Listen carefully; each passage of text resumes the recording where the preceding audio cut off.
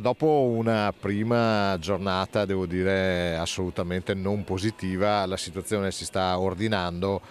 Certo non siamo contenti dell'approccio che è stato fatto nei primi giorni dalla società che gestisce il sistema della sosta, ed è per questo che già domani li vedremo a Cassugana per fare il punto della situazione.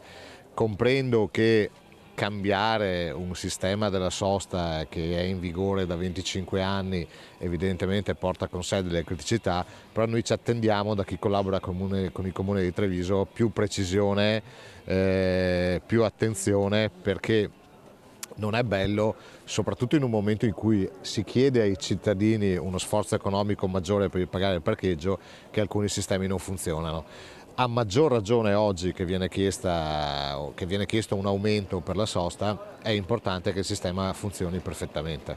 Quindi domani una piccola tirata d'orecchie. E forse neanche così piccola. Cosa chiederà la società? Sicuramente maggiore attenzione, una rivisitazione di tutto il sistema deve essere costantemente monitorato, elementi informativi devono essere costantemente divulgati, l'app deve essere rivista perché non funziona bene, anche se questa non è completa responsabilità della società, però chiediamo molta più attenzione al gestore.